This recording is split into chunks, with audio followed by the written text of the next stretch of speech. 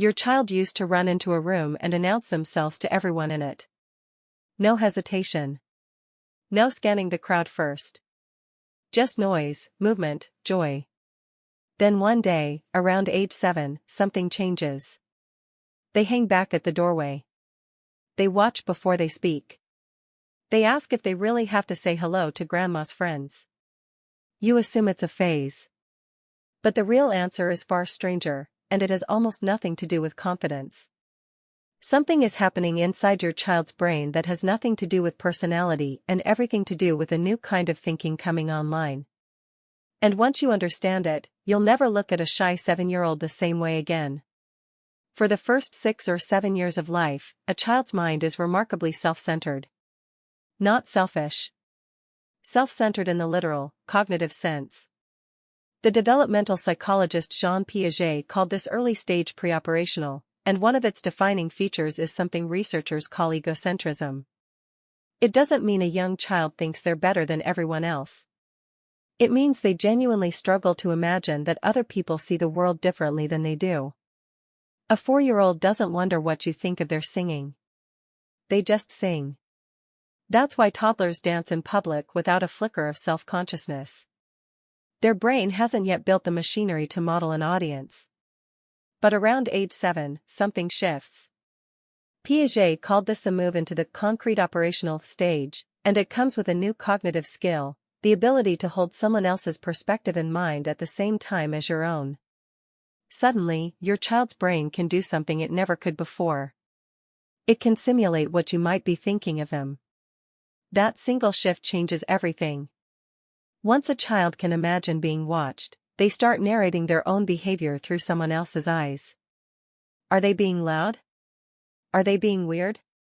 Would that joke land the way it did with their little cousin, or would it fall flat in front of adults? For the first time, there's an audience in their head, and that audience has opinions. This is where shyness is often born. Not from fear of people. From the sudden, overwhelming awareness that people are watching, judging, forming impressions. Here's where it gets more interesting. The psychologist Michael Lewis spent decades studying what he called self-conscious emotions. These are feelings like embarrassment, shame, guilt, and pride, and Lewis showed they require something more advanced than basic emotions like fear or joy. To feel embarrassed, a child needs a concept of self. They need to understand that they exist as an object other people can evaluate. Lewis found that true embarrassment, the kind involving real self-awareness, doesn't fully develop until somewhere between ages 5 and 8. Before that window, children can look upset, but they aren't experiencing the same internal spotlight adults feel. So when your 7-year-old suddenly freezes at a birthday party, it's not a personality flaw showing up out of nowhere. It's a brand new emotional capability turning on for the first time. Their brain finally has the hardware to feel embarrassed. And frankly, it's still learning how to use it. Imagine getting a new sense overnight. Suddenly you can hear sounds no one else seems bothered by. Wouldn't you flinch a little more than usual? That's what's happening. Except the new sense isn't sound. It's the sensation of being perceived.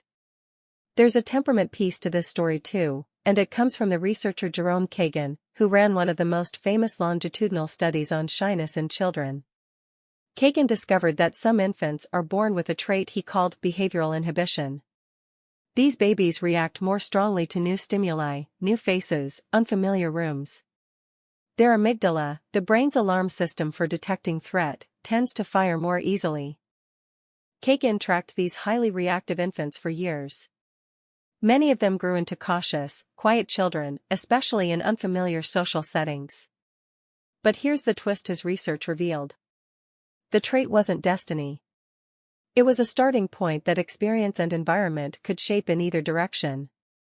So two different forces are converging at age 7. One is universal, a new cognitive ability to imagine being watched. The other is individual, a nervous system that may already lean cautious or bold. Put them together, and you get a child who suddenly seems to shrink in social situations, not because something is wrong, but because two separate systems just came online or intensified at the same time. Here's the part that surprises most parents. This new self-awareness isn't a step backward. It's actually a sign of enormous cognitive growth. Think about what your child now has to juggle. They have to track their own thoughts. They have to guess at your thoughts. They have to compare the two and adjust their behavior in real time. That's an extraordinary amount of mental processing for a 7-year-old, and most adults still find it exhausting in unfamiliar rooms. Shyness, in this light, isn't a deficiency. It's the visible symptom of a brain that just leveled up. There's a modern mirror to all of this, and you've probably felt it yourself without naming it. Remember the last time you walked into a room full of strangers.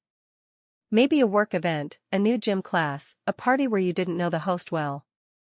Did you scan the room before speaking? Did you wonder how your voice sounded, whether your joke would land, whether people were judging your outfit? That internal audience never fully leaves. It just gets quieter with practice, and louder again in unfamiliar territory. Your 7-year-old is having that exact experience, for the very first time, without the decades of social rehearsal you've had to soften it. So what actually helps? Not pushing a child to just say hi or forcing eye contact before they're ready. Kagan's research suggested that gentle, repeated exposure to mild novelty, at a pace the child can tolerate, helps rewire that sensitive alarm system over time. Rushing it tends to backfire, making the amygdala's threat response even stronger. What helps more is narrating the feeling without shaming it. Telling a child, it makes sense that new rooms feel big right now, your brain is just learning something new, gives them language for an experience they don't yet understand. Shame tells a child something is wrong with them. Explanation tells them something is happening to them, which they can navigate. It also helps to remember that this phase is often temporary. As children practice reading social situations, the mental math gets faster and less draining. The audience in their head doesn't disappear, but it stops feeling so loud. There's something almost poetic about the timing of all this. Right around the age children start losing their first teeth, letting go of one version of their body, they're also letting go of a purely self-centered mind, and gaining a more complicated, more connected one. The shyness isn't the loss of confidence. It's the cost of a bigger, more social brain finally waking up. So the next time your child hesitates at the doorway, hangs back before joining the group, or asks if they really have to say hello, remember what's actually happening beneath the surface. They're not becoming more anxious. They're becoming more aware. And somewhere inside that hesitation is the very first flicker of a mind learning to imagine what it's like to be someone else, which, when you think about it, is one of the most human things a person can ever learn to do. Your child still runs into rooms. They just run in a little slower now, because for the first time,